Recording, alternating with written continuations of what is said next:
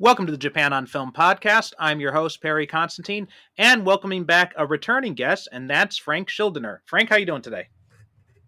Very good, Perry. How are you? It's been a I'm long doing. time. It's been a while. Yeah, it's been a minute since we had you on. I'm doing good. So since it's been a while since we had you on, why don't you remind the audience of who you are? I am Frank Schildiner. I am a martial arts instructor at Amorosi's Mixed Martial Arts in New Jersey, and I'm a writer as well. I write fiction, nonfiction, and I have a special love for everything Japanese because of, I guess it's based in the martial arts, but I was into it even before then. One of my earliest movies actually to see was on public TV. I saw The Seven Samurai, and I literally sat there not understanding 90% of it and loving every minute of it. I was pretty young. So yeah, That's a always been a definitely a good favorite. one to start off with. Oh yeah. I couldn't keep my eyes off of Toshiro Mifune, who would know he'd become one of my favorite actors of all time. But Mhm. his just crazed ways and the swords and everything, it was like, okay, I sat there for 2 hours and didn't move. Makes me wonder which came first, the your introduction to like samurai films and martial arts movies, or did your involvement in actual martial arts come first and then lead into that? Movies first. Okay. My life was spent watching mostly wushu movies, especially the Hmm. Shaw Brothers stuff. But I had a special love of Japan and the Japanese movies, especially as I'm best known for the Zatoichi films, which I used Hmm. to seek out under and found out they put them under different names. So I ended up having videotapes with like three of everything, Hmm. because they put it under different names. Same with the Shaw Brothers movies as well. Then about 23 or so years ago, my late wife and my mother were out walking for training for the 3-day breast cancer walk. It's a 50-mile walk. And I get a call and they say, we're tired of you sitting still. You're going to do martial arts. That's so I went into the phone book 23 years ago, and the first name was like double A martial arts, but it was in a neighborhood I couldn't stand. And the second one was Amorosi's Mixed Martial Arts, and well, nothing's changed. I train today. I mean, I literally live for it. I worked as a sparring partner on the days of when UFC was on its rise. Two guys were Hmm. working, and I was their sparring partner. I was twice their age, about 40 pounds of muscle less than them, and I was their sparring partner. So there's a lot of bizarre stories about that. Very So cool, yeah, very I'm cool. still And doing it. yeah, and talking about the different names, that also happened with the Lone Wolf and Cub series, because they were the film, I think it was Shogun Assassin, was actually like a cobbled together version of two different movies. Okay, yeah. Yes, and actually, what's funny is the star of the Shogun Assassin movies is the older brother of the actor who played Zatoichi. Yes, I remember He we was talked about actually that. right. He was a real life martial artist. He actually had a black belt in judo and other things. He had no interest in the movies. His brother was a musician, their father was a musician, Hmm. and he got into the movies because they needed some stuntmen. And then his brother became one of the biggest stars in Zatoichi, so he gave him um, jobs in the early Zatoichi movies, and the one that made him the most famous was Zatoichi and the Chest of Gold, where he got to demonstrate his skill Hmm. with a sword, which is one of the most exciting moments of the film, where he actually draws his sword and kills a bunch of people and then puts it away in almost one move. Hmm. And from there, he became Lone Wolf and Cub. He did Black Rain. He did a lot of movies after that. Hmm. So it was a pretty cool family to be part of, I guess. Yeah, yeah, definitely sounds like it. So last time you were here, we talked about the more recent Zatoichi film directed by Takeshi Kitano. Before now, today we're talking about something completely different. But before we get into that, I remember last time you were on, you had mentioned that you were working on a book of Zatoichi movies. Do you have any update on that? Any news with that happening? I believe it's coming out in 2024. It's um, about the original 26 movies. Just a brief blurb because I didn't see all the episodes of the TV show.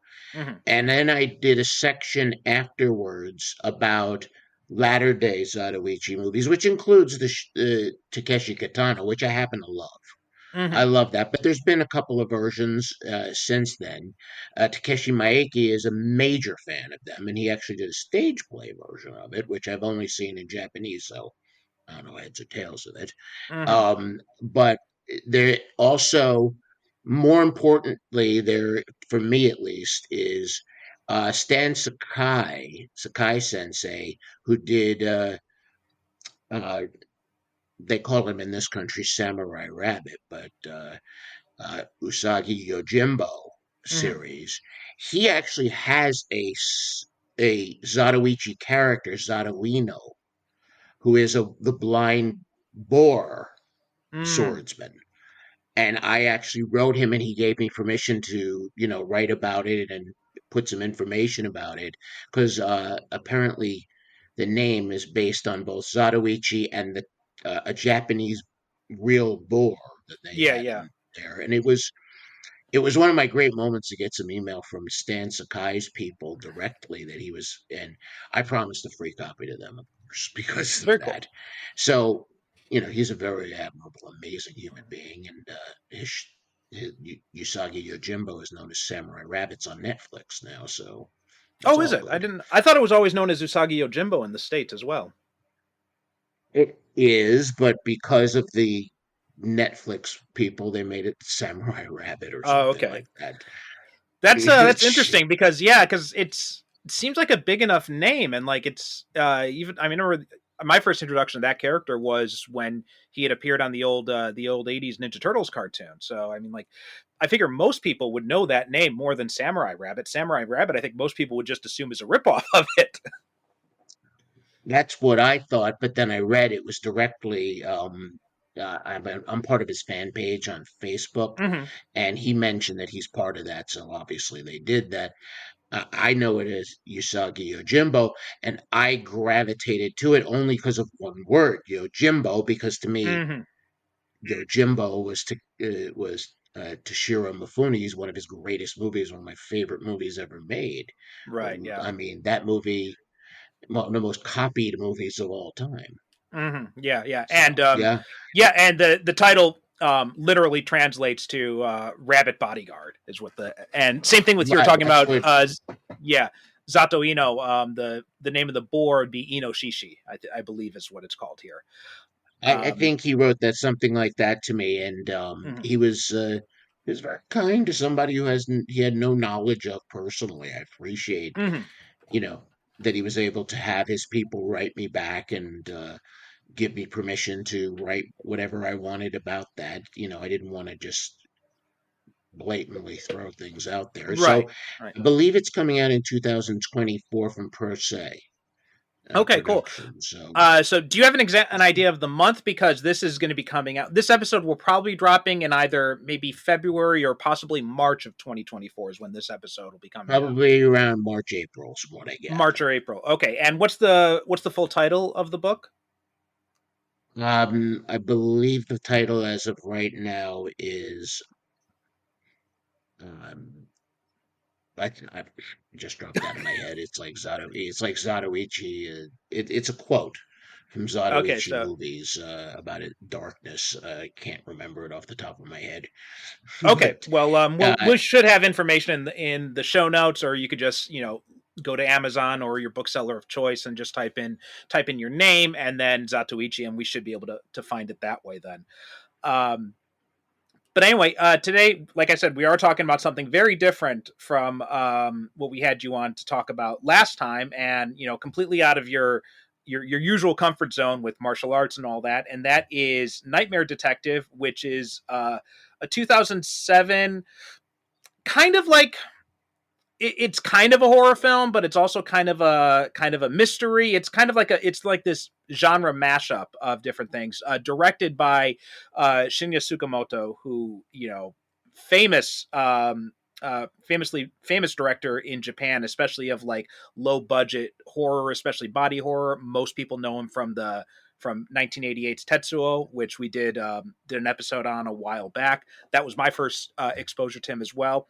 But he's also acted in a bunch of things too, including this one. He also appeared in Ichi the Killer, and there's another movie he was in fairly recently that I wanted to bring up, but I got to double check on the name of it. But before we go too deep, so while I look that up, why don't you tell people a little bit about your history with this film? Well, I knew about the director, uh, Tsukamoto, literally from Tetsuo the Iron Man, which I went into totally blind and just didn't know what the heck I was watching. It was in the 80s in New York, and my friend and I read Japanese horror. You got to go see that. And Mm-hmm. we got nothing like we expected. And that's a good thing. It was an eye opening, unique experience. I wasn't very knowledgeable on body horror, and Mm-hmm. there was nothing more so than that. So I followed his career in a general sort of way, but you couldn't really in the 80s and 90s do that too well. But with the creation of the increase of websites and stuff like that, I was able to start doing research into him. And I read a bunch of years ago, I don't remember when, about The Nightmare Detective and the second one as well. There is a sequel to it. Mm-hmm. And it I've always had a fascination for dream based horror. And I actually was thinking about this today, why I have this fascination, and I actually found out the reason. Thank you, working out today with martial arts. It actually woke me up a little. Back in probably the early 80s, maybe even 79, there was a comic kind of magazine. I think it was Epic magazine. Was And that there was a by short Marvel? story. Yes, that's the Okay, one. yeah, that would be epic. Yes. Yeah, Epic. I believe it was in Epic, though. I could be wrong, but it just keeps saying Epic in my brain. Where this guy is a ruler of a fantasy type kingdom, all these beautiful women and all of that. And then this evil is coming and it's destroying everything in its way. And he goes out to fight it. And the evil reveals itself to be a policeman. He's the dream police. He pulls out a Mm-hmm. badge and he says, "You're in your dream. I got to pull you out." The guy kills him. So the dream detective dies and the guy goes back to his fantasy. And I think that's the reason I had a fascination for it, because it certainly wasn't the Freddy Krueger movies. Mm-hmm. I've watched them, but I don't consider them anything. So I've always had a real interest in that. I liked somewhat the Lovecraftian horror, Mm-hmm. of the dream lands, but it was a little too Dunsany for me. I wanted something a Mm-hmm. little darker. So I'm always looking for that. And when I found Nightmare Detective, I said, okay, this is it. And I was correct. Mm-hmm. This movie is exactly like you said. It has horror elements, it has mystery elements, it has fantasy elements, it has interpersonal elements, and it also has a reality basis that I didn't expect when I first saw it. Mm-hmm. When you think of a horror villain, you don't think of what Tsukamoto did. You Mm-hmm. don't think of that. He was the opposite to what anything you would think would be in a horror movie. Mm-hmm. He was nebbishy. He was almost ridiculous Mm-hmm. at times, and it just added so much horror to it that I ended up buying a copy on DVD and buying the sequel, which I like less, but it was Mm-hmm. okay. But I bought them both and I've watched them many times. When you gave that as an option, it's like, okay, I got to talk about this because I have nobody to talk to about. Nobody knows what the heck I'm talking about when I say Nightmare Detective. Well, actually, yeah, that I had actually never heard of this movie. This was actually one that I didn't. It was not on my radar at all. And actually, in our first email, this is a while back, when we first got started talking about doing this, you had actually suggested this one, and then I'm like, oh, Nightmare Detective. Okay, that sounds interesting. And I looked it up, saw it was Tsukamoto. I'm like, oh, okay, now I'm very interested in this.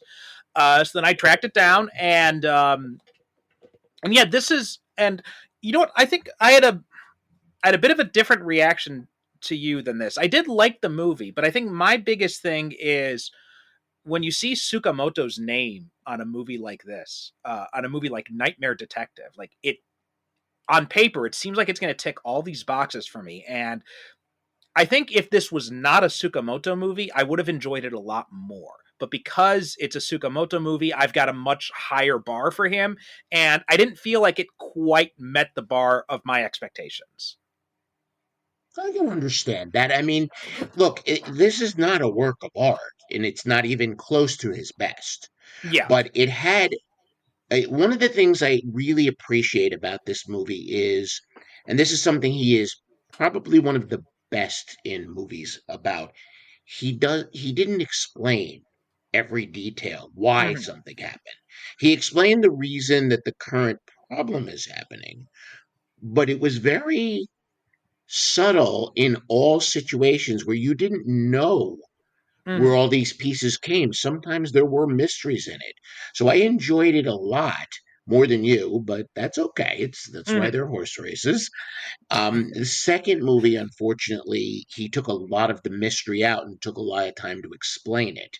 So I Hmm. didn't like that as much because I liked how, I mean, for those of you who've never seen it or even saw brief bits about it, you don't know how this guy has his power to go Right. into a dream and fix people, try to help people, and he isn't even that good at it, to be honest with you. Hmm.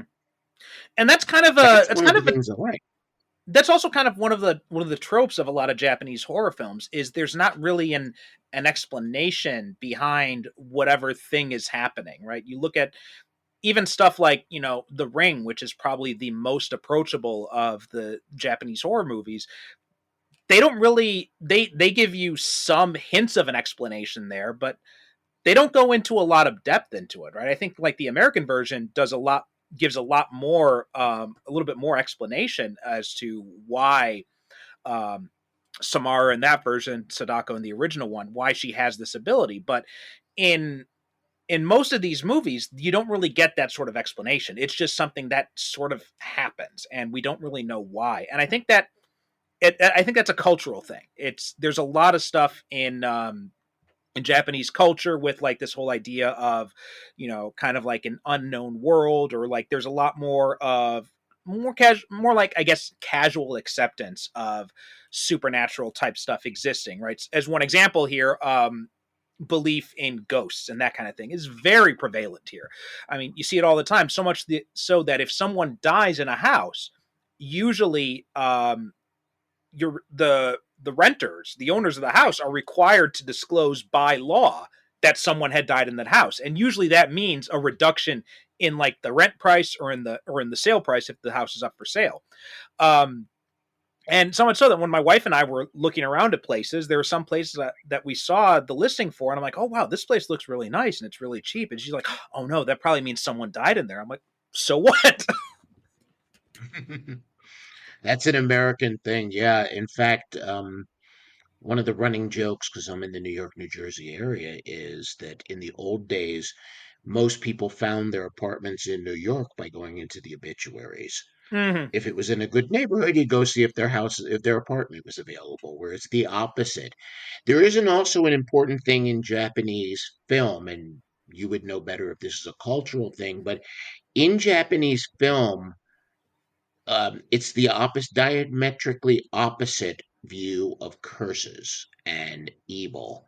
Whereas in an American version, let's take The Ring. The Ring is the best example. The Ring was all in the Japanese movie about survival. You're Hmm. lucky if you survive the curse. You don't find out the answer. You find out if you can stay alive in this. Whereas in the United American version with Naomi Watts, It was about finding out the reason and beating the curse and stopping the curse. And Hmm. it's a cultural divide, but it actually, to me, makes it more interesting to see the Japanese version because it adds an element of fear that you don't get from American movies. Yeah, I'm glad you mentioned that. I Yeah, mean, that is definitely a cultural thing. There's a concept in Japanese called gaman. And gaman basically translates to like to persevere or something like that. And so there's this deep rooted cultural idea in Japanese society, you know, going through natural disasters, but also like the war and all that. This idea of gaman ni shiteru, right? Just like, you know, you just have to endure whatever troubles come your way, which is a way is also has also been cited by some uh scholars as like perhaps an explanation for like voter apathy in Japan when it comes to things like politics, because there's the idea of just enduring the bad things as opposed to trying to change things. And I think you're right. I think that's a very big factor in a lot of these movies. There is this idea of we just have to get through this. We just have to survive. Whereas in my favorite example, I mean, not my favorite example, but I think the most obvious example was in the American version of The Grudge, where it's kind of like this. It moves away from that kind of survival aspect that was in the original one to being more of like, you know, a Nancy Drew, let's solve the mystery type of thing.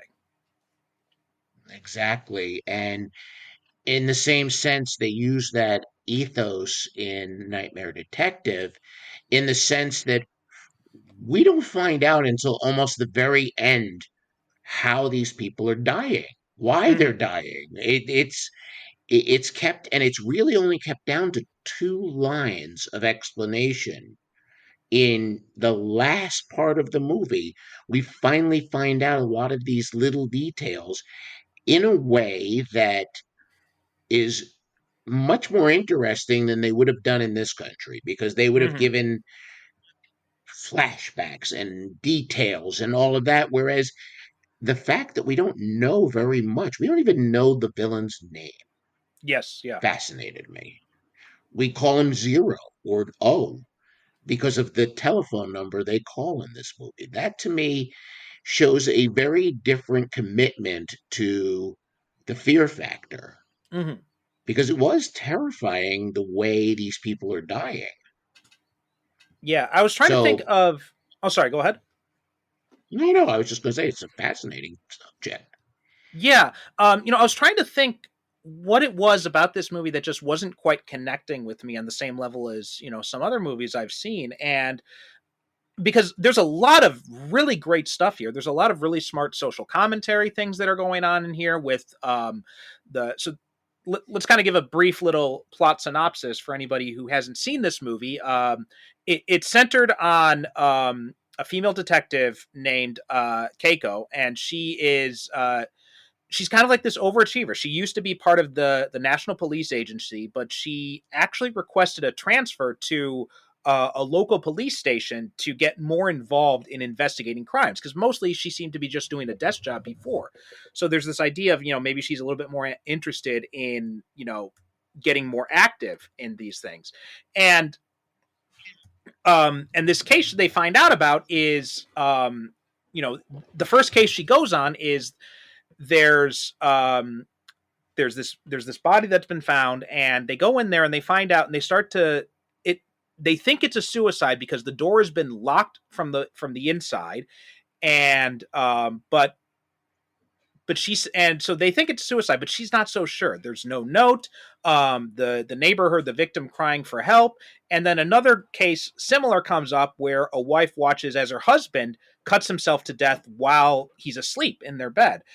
And so she, like, the police are really ready to just write this off as just bizarre suicides, but you know, Keiko has these she's worried about it. Something about it just doesn't add up to her, so she starts to investigate it.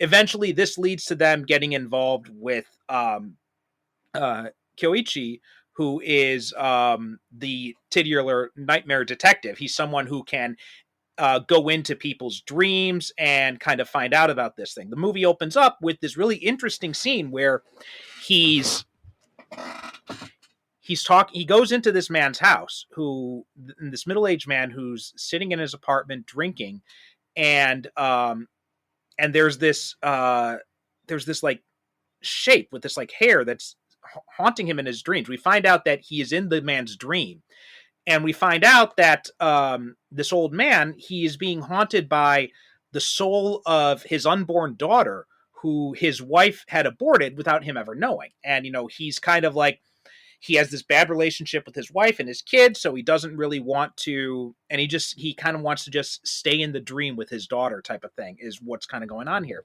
And that's kind of how we get into it. And Kyoichi, it also seems he's got this telepathic ability as well that's involved in it. So they go to him to get help with these crimes, and then it eventually leads on to and all that kind of stuff. But that's kind of the basics that you need to know to understand kind of what we're talking about here. Was there anything else you wanted to add to that? I would only add that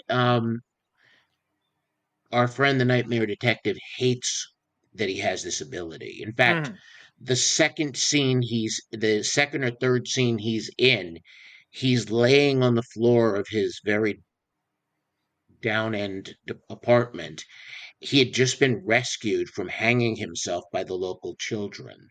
He hates that he has this ability. And one of the fascinating parts of it, something that took me a little while to comprehend, is when he has this telepathic ability, it's uncontrolled. And what happens is that he starts seeing people too deeply. Mm-hmm. So their bodies in his eyes are like vibrating, and then they implode in on themselves, where their faces just like suck inward.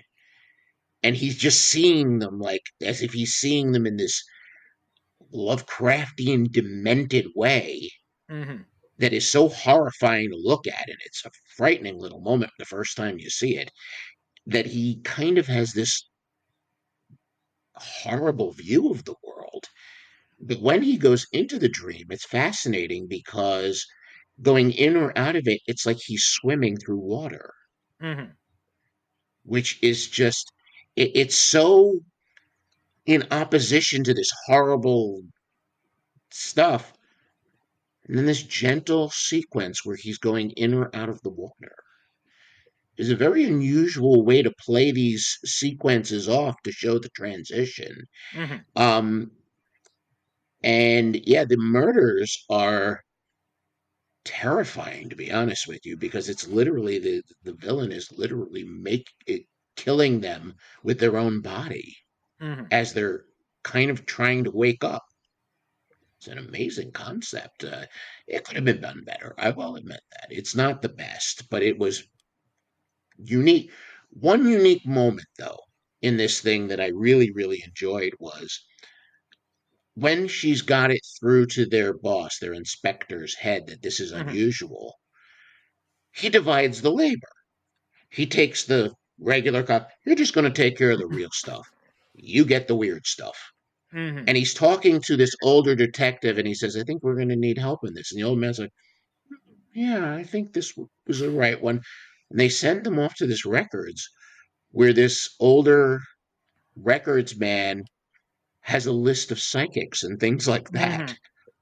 And they're trying to figure out who would be the best fit for this unusual case. And he's even saying, well, can you get somebody who, uses psychic on the phones? Like, there's nobody that does that. He's Mm-hmm. just like very like nobody does that. But oh, dreams? Well, I got three people, but one's probably the best choice for you. It was just Mm-hmm. seeing that in a police station so casually was very unique and interesting. The thing is that they actually show in this movie better than most of these movies how horrible life would be if you were actually doing things like this, going in people's dreams, seeing what they're really thinking all day Mm-hmm. long. He's a pretty tortured person, our nightmare detective. Yeah. Um, yeah, I was trying to think, and like the nightmare stuff, all the stuff with the dreams and all that, the murders, all of that stuff is handled very well. The way that the police are depicted, I felt it very found a lot of criticism about the way the Japanese police go about things, right? The way they just kind of assume, oh, well, it's a suicide, right? And they're just going to write it off that way, and they're not going to investigate any deeper. That's something that happens a lot here, and so much so that it's suspected that a lot of deaths that are written up as suicide might actually be uninvestigated murders. Um, so there's a lot of kind of stuff like that. There's this idea, and you look at it too. The senior officer, the detective Sekiya, who's played wonderfully by Ren Osugi, veteran Japanese actor. He is, he's the way he treats Keiko. He's extremely dismissive of her, right? Very sexist treatment.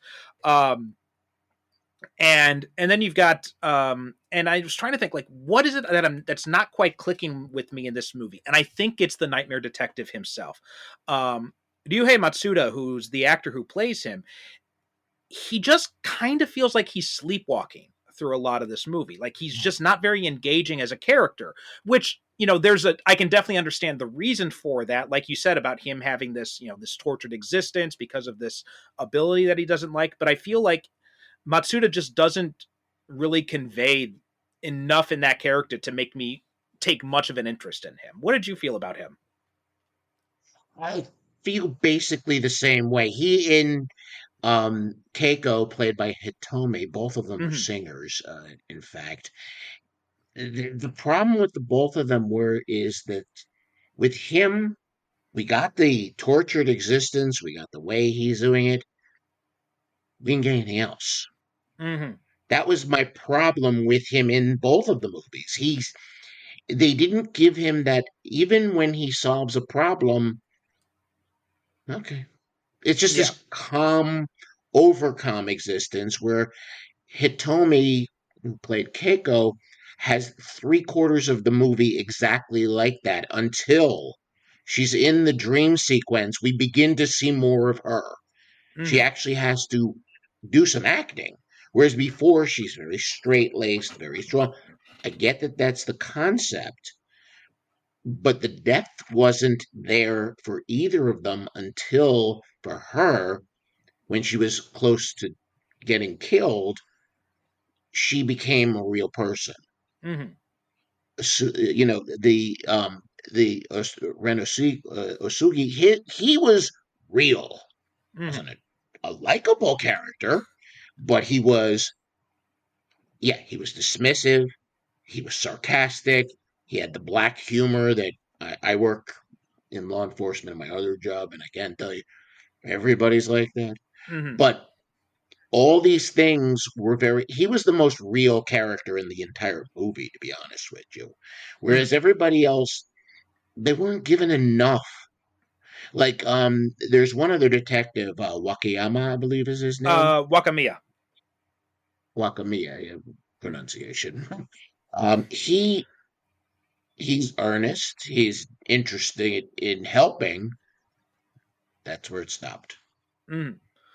That was the problem with, I agree, this movie. Conceptually, it had a lot there, and I love the concept, and I love a lot of the dream stuff. Really made this movie go from a Mm-hmm. 5 to a 7 for me. But problem with it is that they didn't, that the Nightmare Detective is the least interesting character in the Mm-hmm. story. Yeah, yeah. Whereas Um, O was the most interesting and had the least development, but you didn't need it. right. Yeah, I think a big part of that is just because Tsukamoto, he plays O, is just very. He's just very appealing to watch anytime you see him in a movie. I was thinking about the other movie that I saw him in was, and I just had this up here, but he was in Marabito, which was directed by Takashi Shimizu, who did the Grudge films, the Ju-on, and then between doing like the Japanese version of Ju-on and doing the English version in America, he started doing he did this he directed this very small movie called Marabito, which I think that involved like some Lovecraftian stuff as well, if I'm remembering that episode that we did. And Tsukamoto starred in it, and he was amazing in that. Or also in Ichi the Killer, where he plays Gigi, the guy who is kind of like responsible for this for training Ichi. Like and then he's got this wonderful scene where he takes off this jumpsuit he's been wearing. He's got like this massively muscle bound body, uh, um, but he makes you believe it. And so the obviously he's the most entertaining part about Nightmare Detective too. And I think you're right. Like most of the characters in this movie do not really have the development that they needed. I think Tsukamoto is so much more interested in the nightmare stuff that he kind of forgets that the characters are the ones who are supposed to be driving this story. Um, Right. I had a better opinion of Keiko than I did of Kyoichi. I thought Hitomi did a pretty good job with what she was given, especially since I believe this was, if not her first movie, it was one of her first movies. Um, I thought she was great. I thought she did a really good job with what she had to work with. And also, speaking of Wakamiya, the actor who plays him, Masanobu Ando, I was very impressed with him. And the reason why is because, have you ever seen Battle Royale? Of course, I remember him from it. Yeah, so he was I'm blanking on his name right now, but he was in Battle Royale, and he was the blonde villain, basically the Right.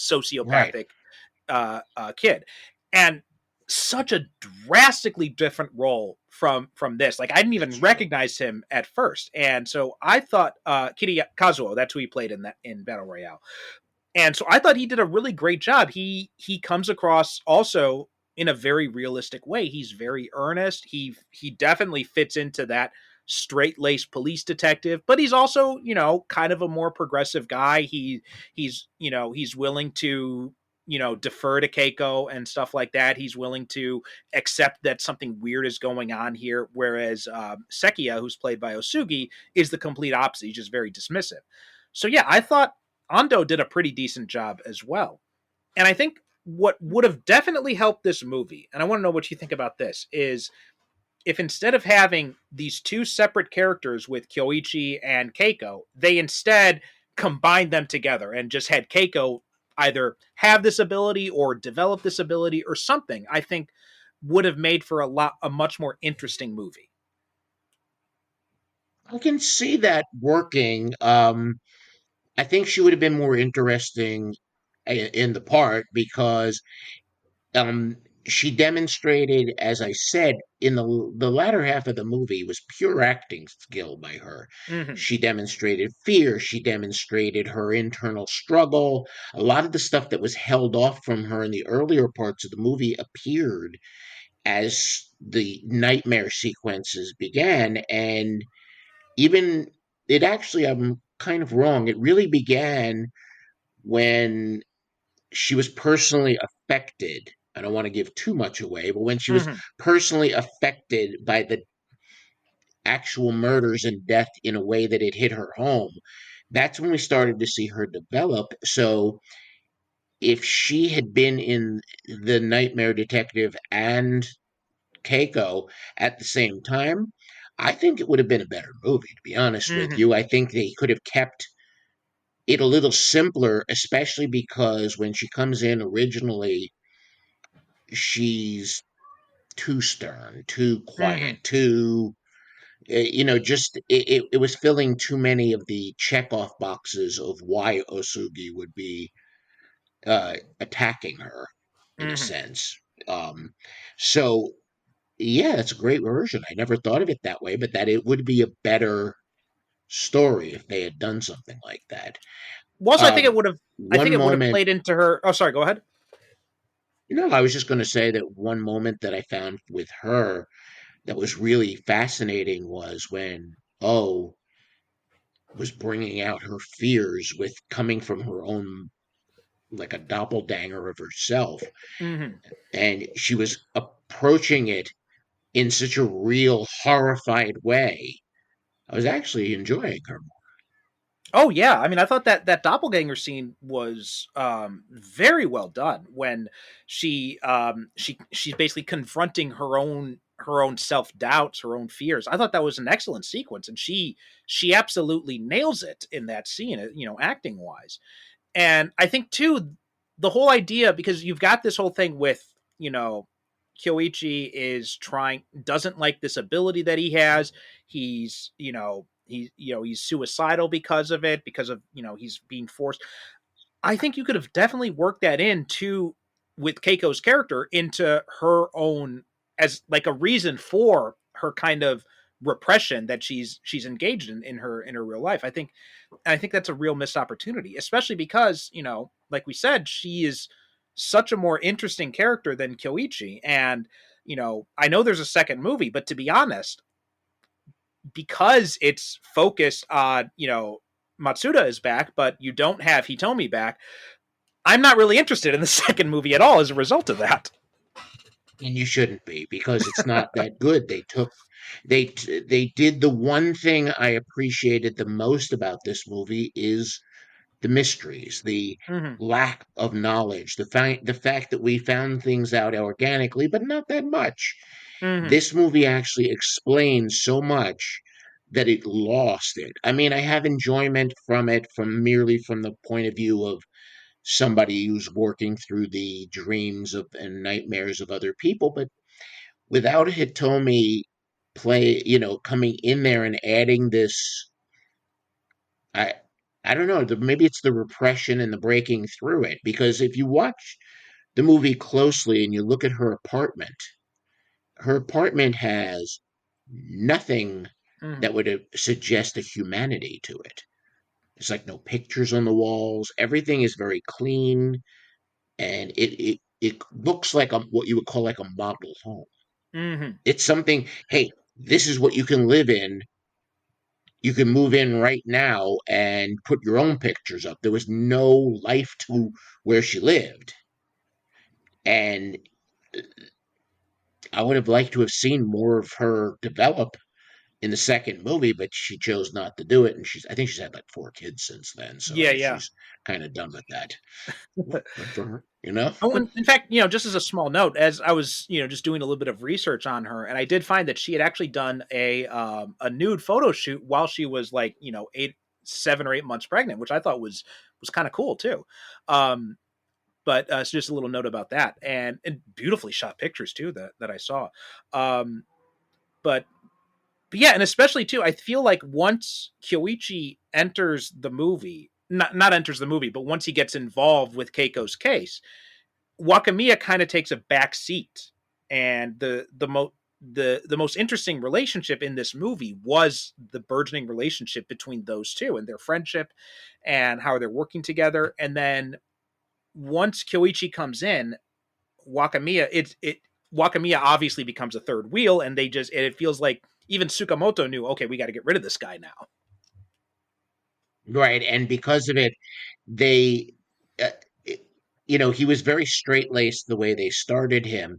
He had more humanity than anybody else in the movie, including Mm-hmm. Keiko. So honestly, I was hoping when I first saw it that Keiko was the one who was going to die and he was the one that was going to live, because it would have added a different element, to the story, but it Mm-hmm. didn't.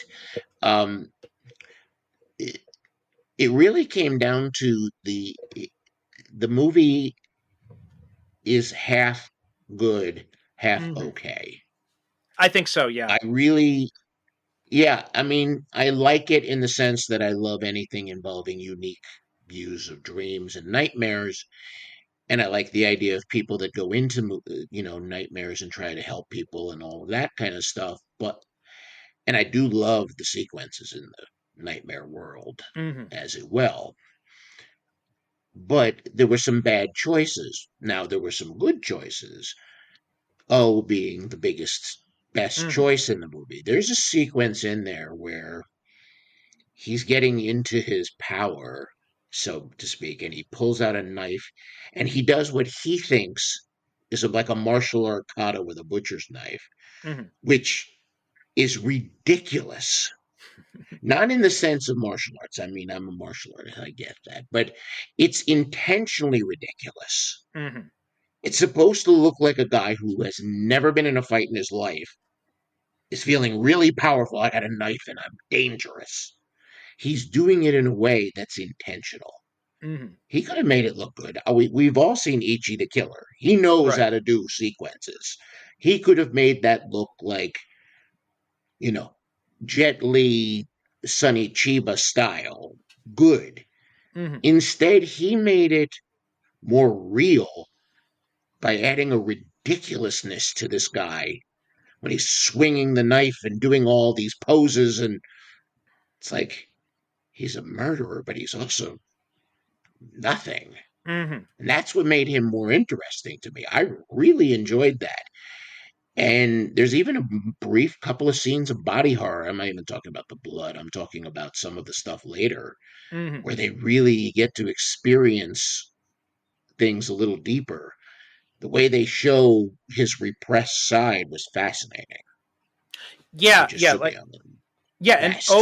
O is definitely the best part of this movie because of that. And I agree with you. I think that that scene adds so much to him because, I mean, I love the Friday. I love A Nightmare on Elm Street. It is one of my favorite horror movies, and I love that. And both, even the remake, while I didn't like the movie so much, I really like Jackie Earl Haley's part in it.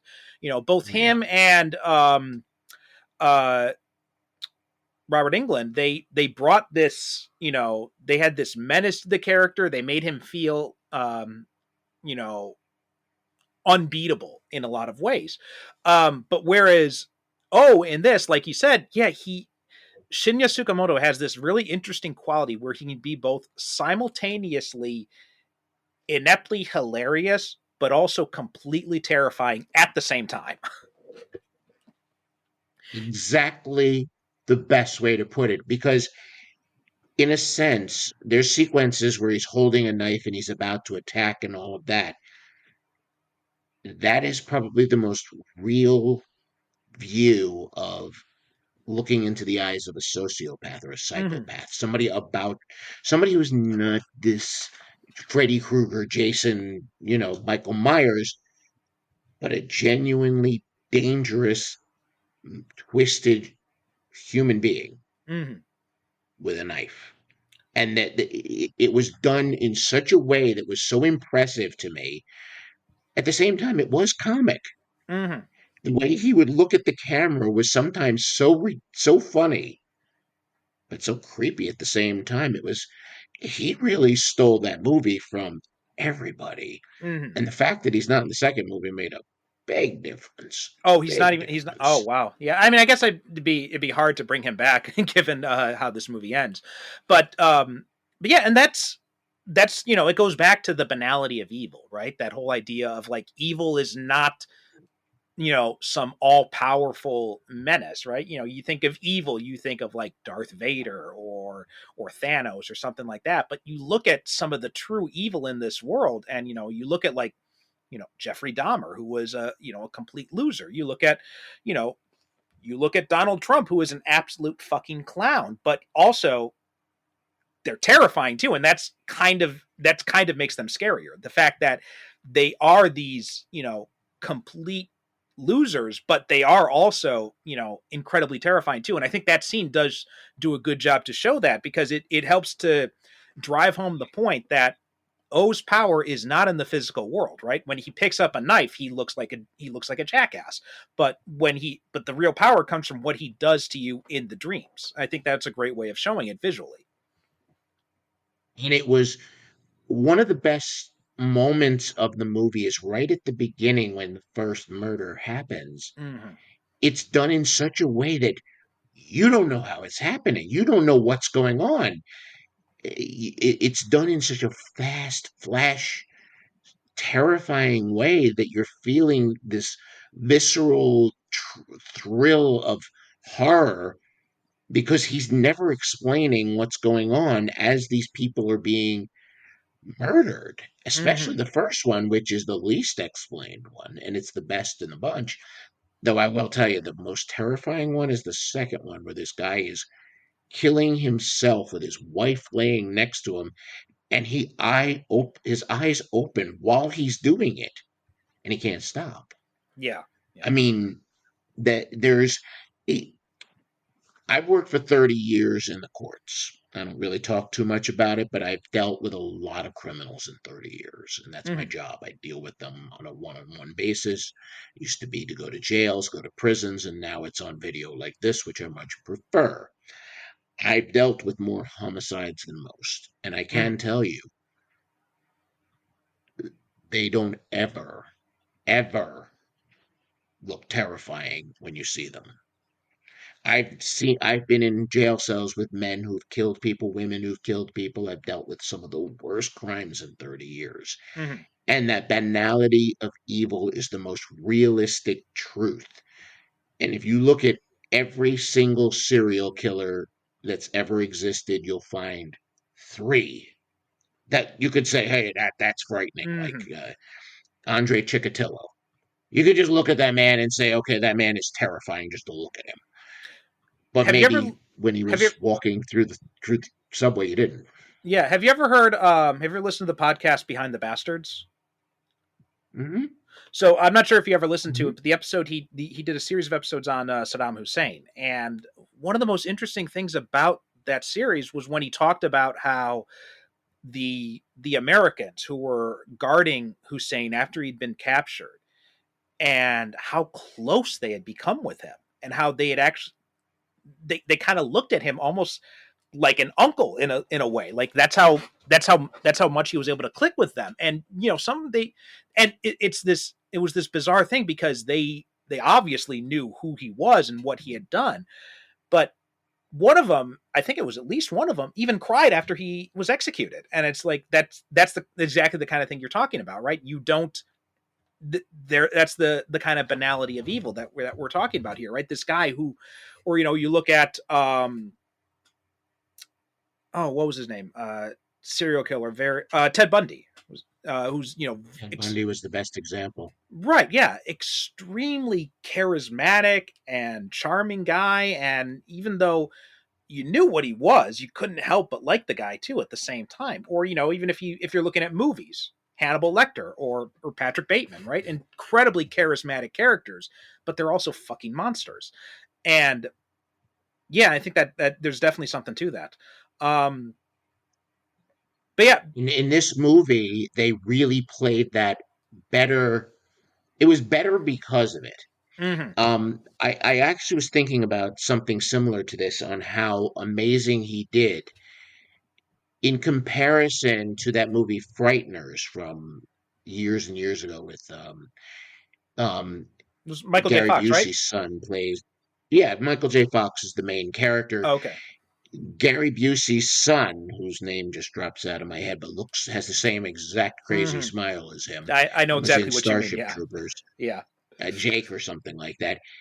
He's the bad guy in it, and he's obviously the bad guy. He just Hmm. looks at you look at him, it's like, okay, that guy's a crazy person. That's the scary thing. Lost something there when I saw that. It's like, that's nothing. And it's like, okay, that's just another one. Hmm. Whereas when you have somebody, Patrick Bateman is my favorite version of this. Patrick Bateman is talking about his clothes and all of this, and then he murders somebody Hmm. literally out of left field. That I knew it was happening. I read the stupid book, but at the same time, the way that it was played with this calm normality, Hmm. and then snap, and then back to normal, Yeah. and then snap and back to normal. That to me was a lot more frightening because that's something that's unpredictable. Exactly. Whereas when somebody looks like a monster and acts like a monster, whatever. I can't be afraid of Darth Vader. I can't be afraid of the Emperor. I can't. Hmm. They're just okay. They're evil. Yeah, I like them. Hmm. Don't get me wrong. I'm a Star Wars nut, but I will tell you that um, Norman Bates scared a lot more people than all those Star Wars characters put together. Oh yeah, absolutely. I mean, people were afraid to even take a shower after seeing that scene. Um, and There's actually a very famous story about that. oh yeah, With what's that? Alfred Hitchcock. Alfred Hitchcock, when he got his knighthood, had like some kind of open house kind of thing, and this English parents came to him and said their daughter had seen Psycho, and won't take a shower.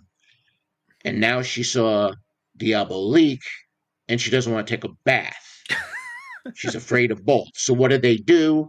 Alfred Hitchcock, in his Hitchcockian way, said, "Send her out to be dry cleaned." It's a very famous line that he said very publicly to these people.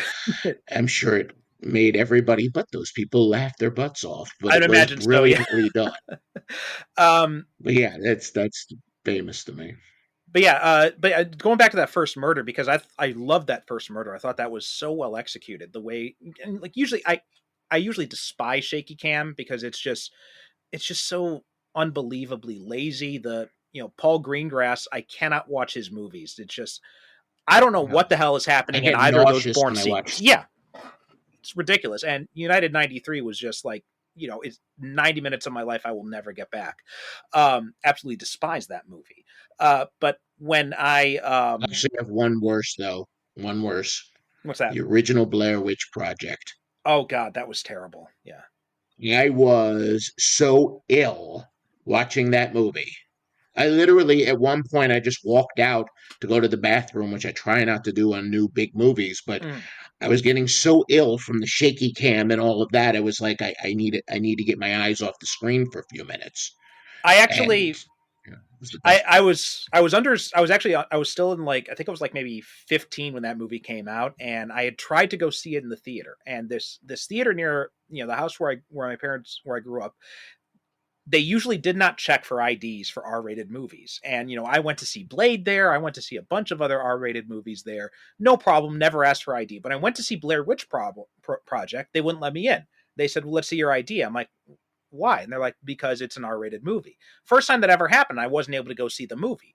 And then later I rented it and saw it for the first time, and I wish I could find that clerk and thank him for not letting me pay money to the Really, movie. Yeah. they Yeah. saved you from nausea. I mean, Yeah. I do not like shaky cam. I have never been a fan of it. I fight in real life. It doesn't look like that, Mhm. but it worked so It well worked here. exactly my point. Exactly what I was going to say. Yes, it works amazingly well in this scene. The way that it follows her, that it's shaking around as she's dying there. It was. I don't want. I hesitate to go as far as say beautifully done, but it was extremely well done. It's such a great execution of a technique that is so overused. It's one of my three least favorite things in modern movies, Hmm. along with unnecessary CGI and car physics that seem to be invented by Hollywood writers and not human beings, and the actual laws of physics. I mean, I look, I can forgive just about anything. I grew up on Hmm. Smokey and the Bandit. I mean, I know I can be as forgiving as anybody, but when cars are jumping out of planes and crap like that, I start saying, all right, I'm beyond done. There's a point when I have to say to myself, we're going too far. Hmm. Those are my three biggies right there. But shaky cam has always been my number one, Yeah, except this time because it was used in a way that was realistic to the moment, and it wasn't absolutely. overused. Yes, yeah, yeah. It was just the right amount. But yeah, I think that's a good note to kind of wrap this up on. Like the if this was not again going back to my original thesis of this movie, if this was not a Tsukamoto movie, I probably enjoy it a lot more. But because it's Tsukamoto, I did expect something a little bit better. I thought, as much as I liked the way the murders are executed and how disturbing they are, he really leans into the body horror of that. Again, talking that idea that you were saying about how the fact that he is this nebbish guy in real life, but then we see him as this like monster chasing down Wakamiya and Wakamiya's dream. I thought that was again really well done, especially because we only get the briefest of glimpses of this dream monster that he turns into.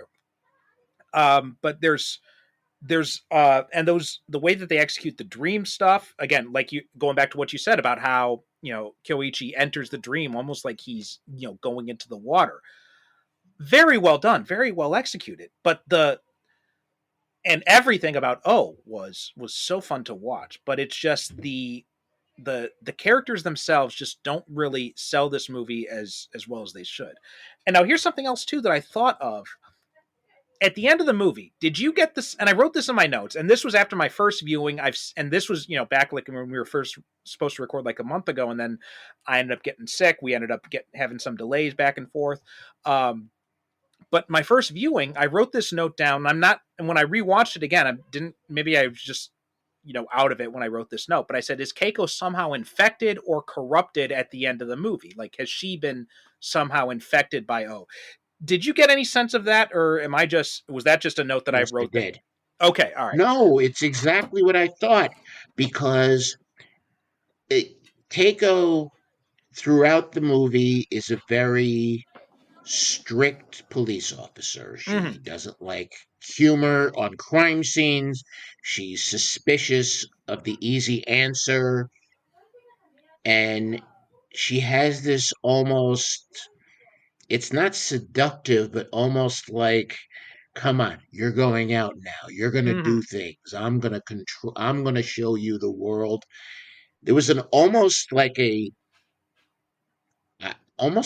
borderline megalomania came into her. Mm-hmm. Towards the end there was this subtle psychotic edge to her when he's saying, I don't want to go in. I don't want to do just his Mm-hmm. own thing. She's like, no, I know a good ramen place. You're coming. Follow me. There was just something there was a subtle switch in her, thanks to this whole sequence where, okay, she survived it and she went through it, but I think a piece of him went into her, because she was almost speaking the way that he was speaking at the end there. She's almost has that same kind of quality of, I know better than you. Mm-hmm. I'm not perfect, but I still know much better, and you're just going to do what I say, aren't you? Which I thought I was the only one who thought that. You actually nailed one of my inner thoughts since the first showing of this. I thought she changed in a way that's too much. Okay, good. I'm glad that I'm not crazy, because I've been reading like other reviews and stuff like that, and nobody had mentions anything about this. So I thought like maybe I was just, because I watched it late at night, so I thought maybe I was just half asleep when I got to the ending the first time. But so I'm glad I'm not alone in thinking this, and that also means that Nightmare Detective 2 is even more of a letdown, because how much more interesting would it have been if she had then become the antagonist of Nightmare Detective 2? And given that Tsukamoto, she was originally approached to be in. Thanks so much for listening to this season of Japan on Film. Hope you've enjoyed the past 9 episodes, our discussions, and the movies we talked about.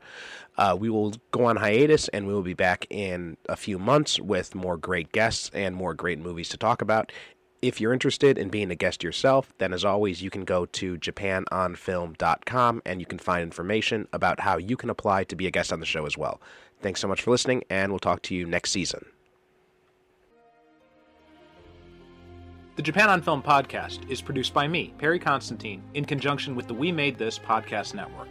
Visit japanonfilm.com for show notes, episodes, merchandise, and information about being a guest yourself. You can also reach out to me on the website's contact form if you have questions or comments about Japanese movies or the show itself. Follow me on Twitter and Instagram at japanonfilm. If you'd like to help support the show, you can donate at japanonfilm.com, wemadethisnetwork.com, or by leaving a review on Apple Podcasts, Spotify, or wherever you get your podcasts. You can find links with information about each guest and join the discussion on the We Made This Discord in the show notes of each episode. And now, listen to hear what's coming up next on the We Made This Network.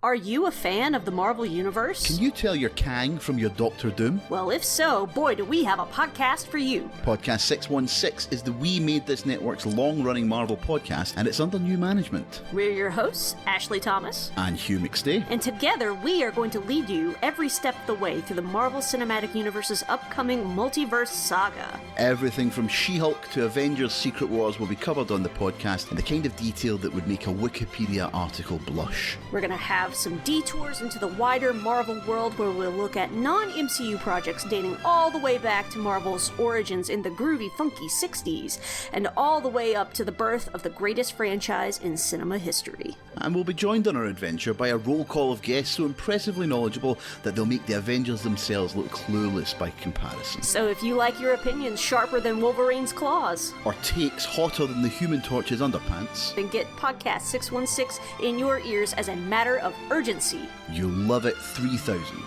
Podcast 616. Disassemble.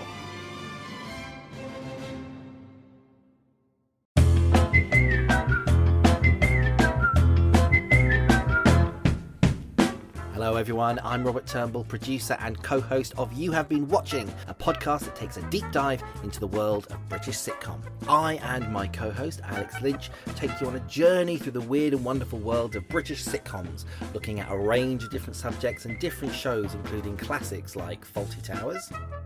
In the same way as David Brent and Alan Partridge and Victor Meldrew, Basil works best, for me, when he is actually dealing with arseholes. The more forgotten oddities like The Asylum. I don't know if I was necessarily a fan of it. It was a bit kind of... If I'd seen that on the Paramount Comedy Channel when I hadn't known who any of these people were, I probably wouldn't have necessarily enjoyed it. And we even have top 10s like favourite sitcom theme tunes, or episodes dedicated to a subject like the quirk of recasting in sitcoms. Weirdly, I feel like the examples that I've been able to find of like properly recasting characters, like bringing new actors in to play the same characters, they tend to be bad sitcoms that didn't last very long. So do please come and give us a listen on the We Made This network. We're available on all podcast platforms and on Twitter at YHBWPod. So come and give us a follow, give us a listen, send us a comment, and let's all have a laugh.